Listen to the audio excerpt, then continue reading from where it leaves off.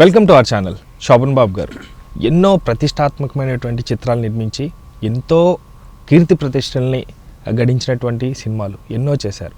దాంట్లో ప్రతి ఒక్కరికి కూడా గుర్తుండిపోయే సినిమా సోగ్గాడు. సో దాని గురించి మనతో మాట్లాడడానికి సినీ అనలిస్ట్ హేమసుందర్ గారు ఉన్నారు. సార్తో మాట్లాడదాం. నమస్తే అండి. నమస్తే అండి. శోభన్ బాబు గారు అనగానే ఫస్ట్ గుర్తొచ్చేది ఆయన మెయింటైన్ చేసే రింగు, సోగ్గాడు సినిమా. ఎందుకంటే అంత ప్రత్యేకంగా చెప్తారా ఆ రెండు పాయింట్స్? సోగ్గాడు సినిమా డిసెంబర్ 19 రిలీజ్ అయిందండి, 1975. అంటే ఖచ్చితంగా ఇవాళకి 50 సంవత్సరాలు అయింది. అయితే ఆ సినిమా ప్రత్యేకతలు చాలా ఉన్నాయి.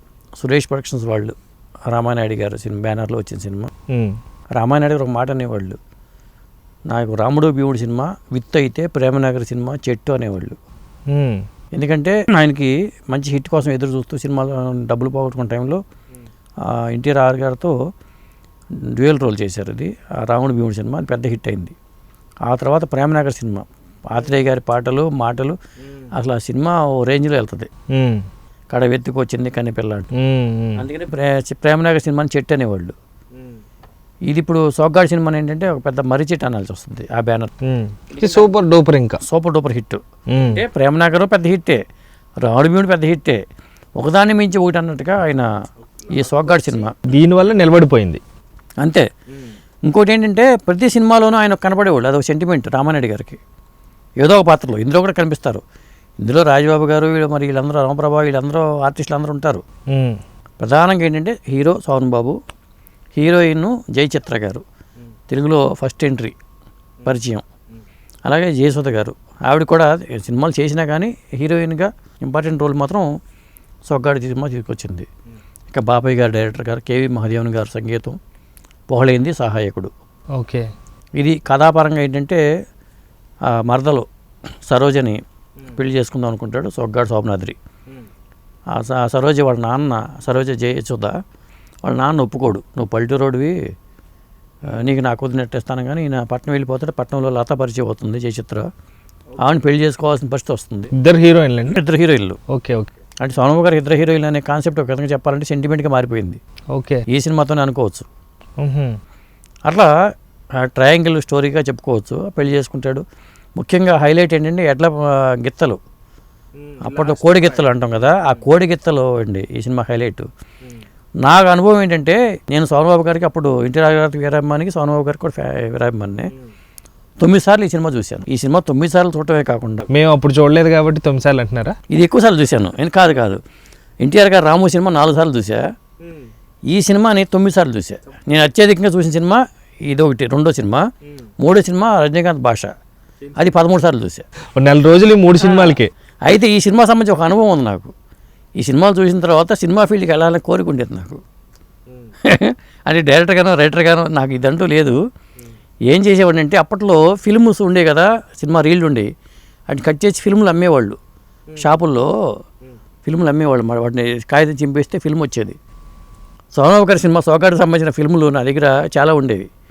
అవి ఏం చేసేవాడిని అంటే ఒక భూతార్థం కొని, ఒక మన పుస్తకాల నోట్బుక్లో అట్టను తీసుకొచ్చి దానికి ఈ ఫిల్మ్ అంత లెక్క కన్నం పెట్టేసేసి ఇటుపక్క ఒక పిన్నిస్ అటుపక్క పిన్నిస్ పెట్టి ఈ ఫిల్మ్ని అటు పెట్టేవాడిని. దానికి అడ్డంగా పెట్టి అద్దం ఎండలోకి వెళ్ళిపోయి అద్దాన్ని ఈ అట్ట మీద పెట్టి ఫోకస్ చేసేవాడిని.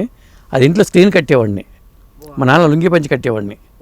లుంగి పంచి కట్టి ఆ పంచి మీద ఈ సినిమాలు వేసేవాడు. సోమబాబు ఎడ్ల బండితో ఉన్నాయి ఇవన్నీ వేసేవాడిని. సినిమా వేస్తున్నాను రమ్మని చెప్పి అందరం కూర్చోబెట్టేవాడిని. ఓకే. కానీ ఇందాక బయట నుంచి వస్తూ ఉంటే పైన మీ అప్పట్లో మీతో పని చేసినాడు, మీరు కూడా రింగ్ తిప్పుకుంటూ అట్లనే వచ్చేవాళ్ళంటే వాస్తవేనా?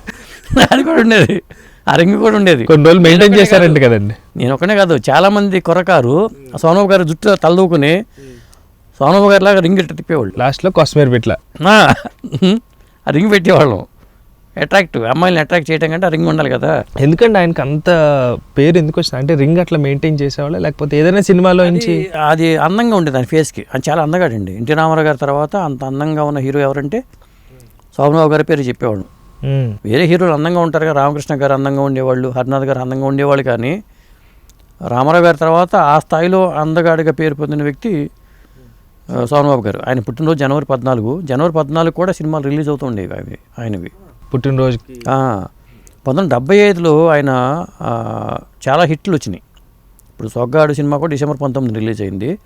బాబు సినిమా అది మేలోనే ఇప్పుడు వచ్చింది, మే 30 అనుకుంటాను బాబు సినిమా. అలాగే జీవన జ్యోతి కానీ, జేబు దొంగ కానీ, ఈ సొగ్గాడు కానీ, ఇలా కొన్ని సినిమాలు 75లో చాలా హిట్లు వచ్చినాయి ఆయనకి. అప్పట్లో హిట్లు ఎక్కువ ఉండేవి, ఫ్లాపులు తక్కువ ఉండేవి. ఇప్పుడేమో అన్ని ఫ్లాపులు ఉంటున్నాయి. వచ్చిన సినిమా హిట్ అవుద్దో లేదో చెప్పడానికి కష్టం. తక్కువ సినిమాలు వస్తున్నాయి, ఫ్లాపులు ఎక్కువ ఉంటున్నాయి. అప్పుడు హిట్ల పర్సంటేజ్ ఎక్కువ అందరి హీరోలకు కూడా.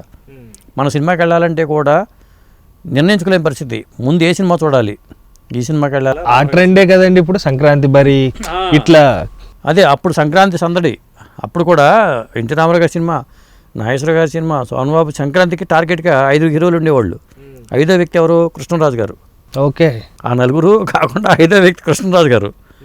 వీళ్ళు 5 సినిమాలు ఉండే. ఆయన కూడా వచ్చి దీంట్లో ఎంటర్ అయ్యారు. ఓకే. అప్పట్లో చక్కగా రిక్షాలు ఉండేయండి, రెడీ అయ్యి ఇంటి దగ్గర రిక్షాలు, సైకిళ్ళు, లేకపోతే నడిచి వెళ్ళిపోవటమే. కానీ అప్పుడు సినిమా ఇదనేది చాలా డిఫరెంట్గా ఉండేది. కానీ ఇప్పుడు అదే ట్రెండ్ ఫాలో అవుతున్నా ఎందుకో కొంచెం ఏదో మిస్ అవుతున్న ఫీలింగ్.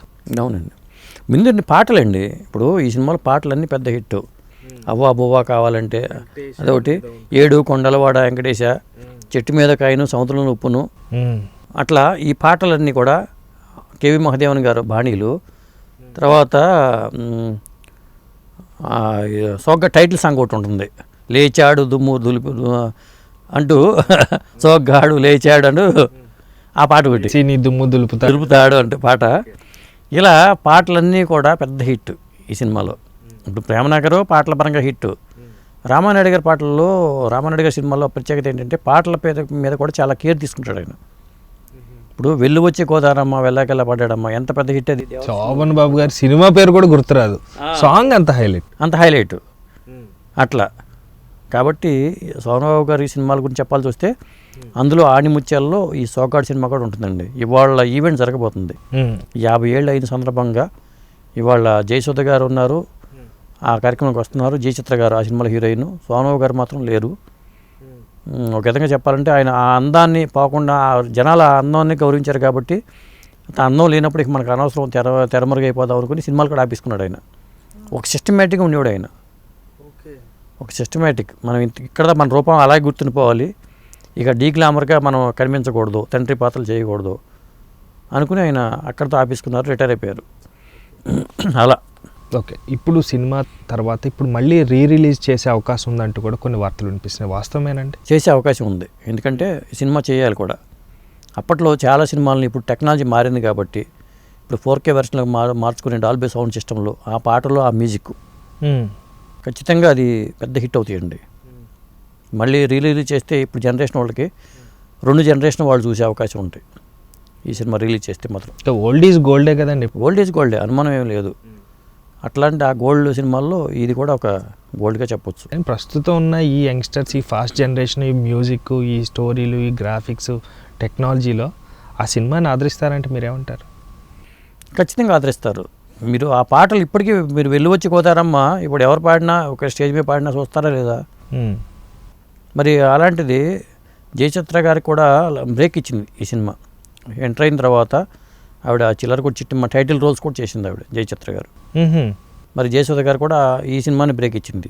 చాలామందికి బ్రేక్ ఇచ్చిన సినిమా కూడా చెప్పొచ్చు. చాలామంది ఆర్టిస్టులు ఉంటారు, మళ్ళీ అందరిని అంతమంది ఆర్టిస్టులతో సినిమాలా అనుకుంటాం అప్పుడైతే.